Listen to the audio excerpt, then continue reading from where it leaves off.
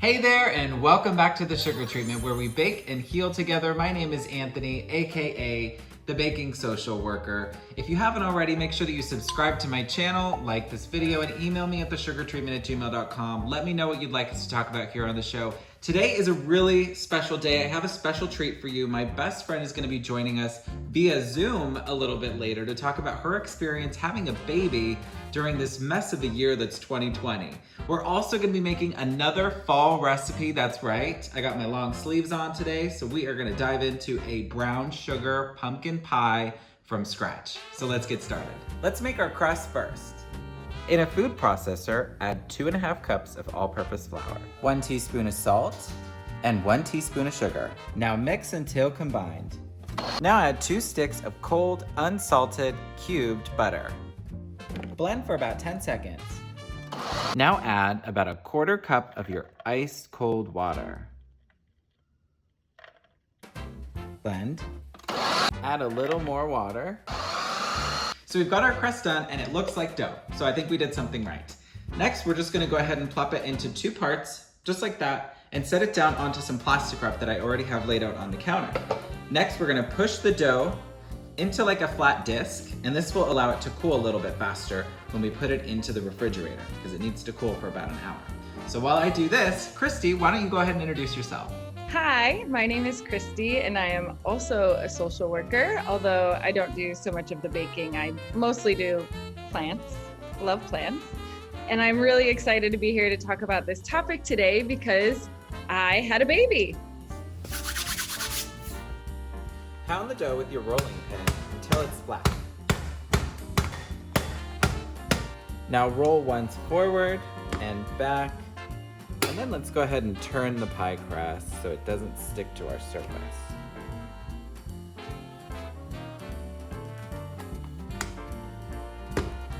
I've got my pie crust in the pan, and now I'm just creating a cute little design on the border. Now add your pie weights, which we're gonna use pinto beans today, because I couldn't find any pie weights.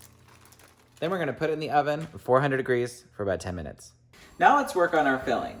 We're gonna go ahead and add 1 3/4 cup of pumpkin puree to our medium saucepan over medium-high heat. And we're gonna let it simmer for about 15 minutes until it caramelizes.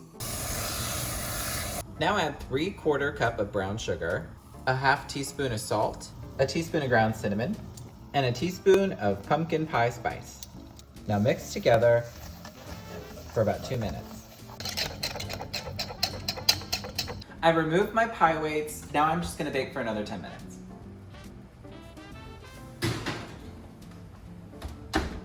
I've got my pie filling removed from the heat and it's looking good, mixed up with the brown sugar. And that's what makes this pie so special, is that it's a brown sugar pumpkin pie. It ain't your regular pumpkin pie. And look at our crust, it looks so nice and homemade. The next thing to do is just add a cup of whipping cream to our pie filling mixture. And then, let's get that out of here. We're just gonna mix it up. And then I have my eggs here, 2 eggs that are already beaten. I'm just gonna go ahead and put those in. You know I like to be whisking. Any opportunity to bring in a whisk, I'm gonna bring it in. But I think it will help us to make the mixture a little bit more smooth. Hashtag whiskin'. This looks good, it's nice and smooth. Next step is just to pour it into our already sort of pre-baked pie crust. Great, so it's ready to go in the oven for about 25 to 30 minutes at 400 degrees. Our pie is in the oven, which means it's time to get down to business and finally talk to my best friend that I've been trying to get on this show since I started it several months ago. But she had a beautiful baby, Declan, and I'm so excited that she's here to tell us all about her experience. So thank you for being here. Of course, I'm so happy to be here virtually, but I know, finally, right? I know. It's such a weird time. It is a weird time, but let's go ahead and take it from the beginning. So tell me what it was like for you to be pregnant. Well, I'll start by saying my experience is uniquely my own. So everybody's pregnancy is very different. So I can only really speak on the experience I had.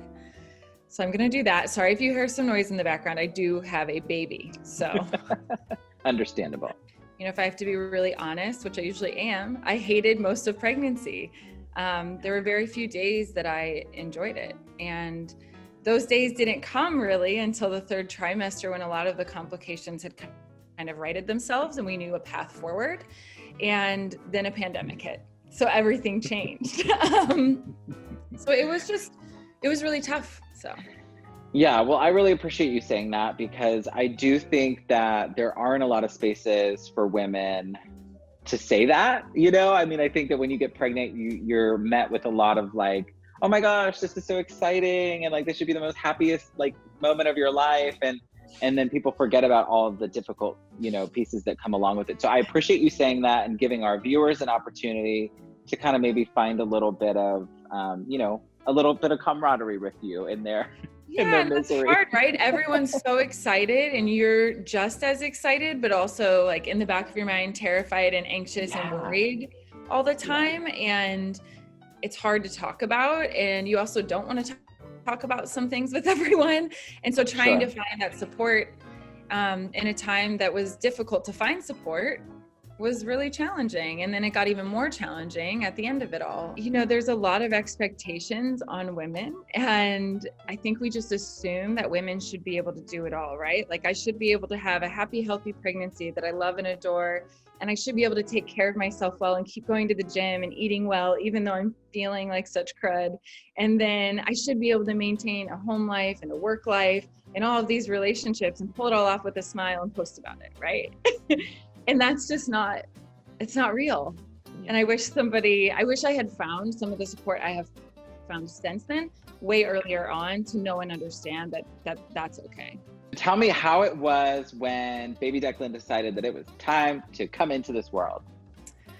Sure. So at the time, things were definitely different for us because hospital policies had changed. So I went into labor in the middle of the night and had a grand rupture, which was fun because everybody thinks that when your water breaks, this is, you know, it's like this big thing, but in reality, it's like really not. But for me, it was. So I was not expecting it at all. So we like jump out of bed and it's go time. So we went to the hospital and, you know, it was a pretty weird place to be at 3:30 in the morning and going into a hospital in labor by myself. It's just not how I imagined it.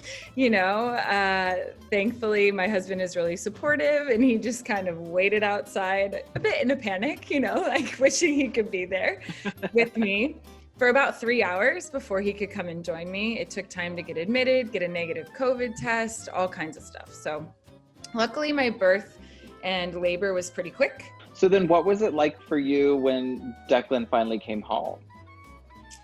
Wow, man, like, you know, the world just turned upside down. Oh, yeah. You know, I knew we would kind of struggle becoming parents. It took us a while to want to bring this chapter into our lives, I think. And we're fiercely independent people. And so I knew that this would be hard for me. I knew that becoming a mom would be really hard for me. Yeah. And it was harder than I imagined. I'm not sure if I mentioned this before, but I feel like in the current circumstances, a lot of my coping mechanisms have been stripped from me. And so I've had to learn to adapt and find new ones. Things like being able to go outside when I want and how I want, go on hikes, get out in nature. We were supposed to have family here, friends here to help us with, you know, the complete lack of sleep for months and things like that. And all of that was taken away. Exercise, the gym we used to go to closed, you know, there were all of these things that I thought would help me get through what I already knew was going to be a difficult transition for myself that were no longer available to me. Like I said before, a lot of the process, even in pregnancy, labor, and then becoming a new parent, people just tell you like, yeah, but all of these positive, wonderful, amazing things. And sometimes that's not helpful to hear. And it's at no fault of those people telling you that. It's just sometimes not helpful to you. And that's okay. Sure. Yeah. Yeah. Well, I am so grateful that number one, that you finally came on my show. And then number two, that you were willing to share the story with us, because of course, I've heard some pieces of it, but I really thought that your sort of perspective would be helpful to people, you know, because it's not all roses, and especially this year, you know. This So- year has been tough for so many people for so many reasons. And again, I feel like I come back to that mentality of there are a lot of things that I've had to work through and really struggle through. There are a lot of things that I can hold on to and find to be positive out of this year. It's just you have to find that balance for yourself and the support for both of those things, because you can feel all of those things. This year is challenging in a way that I don't think anybody can be prepared for or predict. And it's taught me so much about how to care for myself and then now my new little family. And I think we're all learning as we go. And if you need help, there is help out there, especially postpartum. I have found a lot of great resources that maybe you can link and or do some I would love to. things like find Links it below. like Links below. probably below. Yeah.